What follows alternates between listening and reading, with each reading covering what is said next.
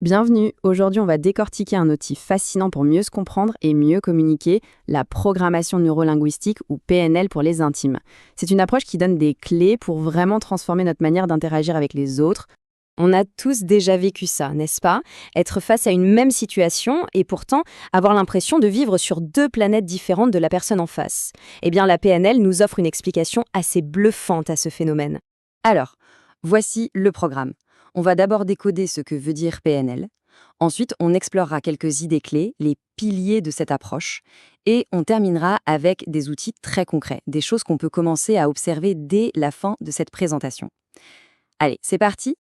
Ok, on plonge dedans. Le nom programmation neurolinguistique peut sembler un peu barbare, je vous l'accorde. Mais en fait, si on le décompose, chaque mot est une pièce du puzzle et c'est assez logique. Le P, c'est pour programmation. L'idée, c'est de voir notre cerveau un peu comme un ordinateur. Depuis qu'on est né, on a créé des programmes, nos habitudes, nos réactions automatiques, nos manières de faire.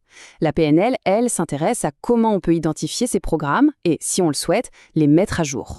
Ensuite, le N pour neuro. Là, c'est simple. Tout ce qu'on vit, absolument tout, passe par nos cinq sens et notre système nerveux. C'est notre porte d'entrée sur le monde, la façon dont on capte l'information brute tout autour de nous.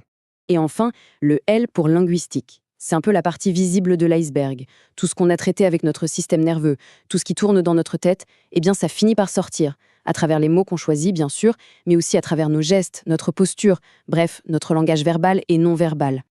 Ok, maintenant qu'on a décortiqué le nom, allons voir ce qu'il y a derrière. Parce que la PNL, ce n'est pas juste une boîte à outils, c'est avant tout un état d'esprit, une philosophie qui repose sur quelques idées vraiment fortes. Voilà 3 de ces idées de base, qu'on appelle des présupposés. Premièrement, chaque être humain a déjà en lui tout ce qu'il faut pour atteindre ses objectifs. Deuxièmement, chaque comportement, même celui qui nous semble contre-productif, a une intention positive à la base. Et troisièmement, le plus important peut-être, notre représentation du monde n'est pas le monde lui-même. On ne réagit pas à la réalité, mais à notre perception de la réalité. Donc, on le voit bien, le but du jeu n'est pas de réparer les gens ou de pointer leurs défauts. L'approche PNL part du principe que les solutions sont déjà là, à l'intérieur. Le but, c'est d'aider la personne à trouver la clé pour accéder à ses propres ressources. C'est une démarche qui vise l'autonomie. Et tout ça nous amène directement au concept qui, bien souvent, provoque un véritable déclic, un moment aha dans la compréhension des relations humaines. Cette phrase d'Alfred Korzybski, c'est vraiment la pierre angulaire de la PNL. Alors qu'est-ce que ça veut dire? C'est simple. Le territoire, c'est la réalité objective, brute. La carte, c'est la représentation mentale que chacun s'en fait. Et le truc, c'est que personne, absolument personne, n'a accès au territoire directement. On n'a accès qu'à notre propre carte.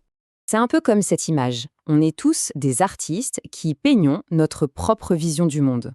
Du coup, beaucoup de conflits ou d'incompréhensions, ce n'est rien d'autre que le choc entre deux cartes différentes.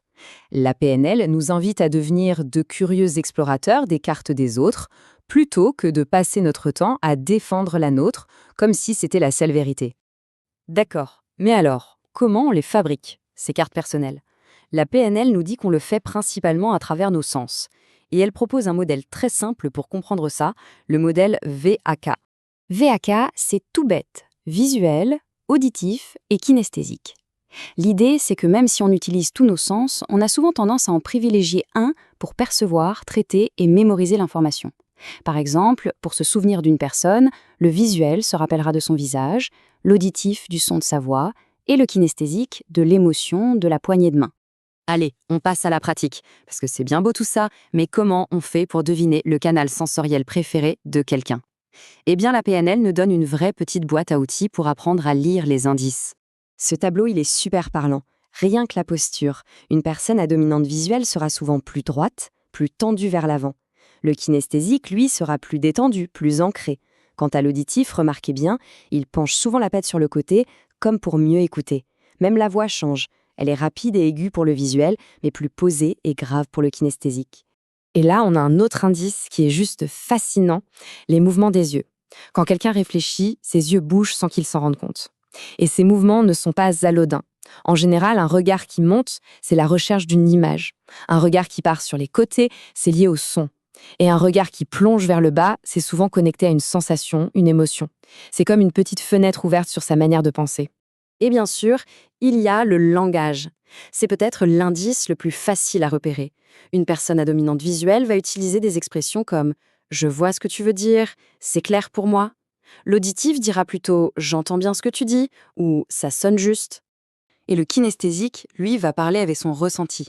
Je le sens bien ce projet, je suis touché par tes mots, ou il faut qu'on avance pas à pas. Rien qu'en prêtant attention à ces petits mots du quotidien, on peut commencer à s'adapter au langage de l'autre, à parler sur son canal. Et la communication devient tout de suite beaucoup plus simple. Finalement, la PNL, c'est un peu comme si on nous donnait des clés pour décoder notre propre logiciel interne et celui des autres. En comprenant qu'on fonctionne tous avec des programmes et des cartes du monde qui nous sont propres, on récupère une forme de liberté. La liberté de choisir, d'observer, de s'adapter et peut-être même de choisir d'installer de nouveaux programmes pour communiquer différemment.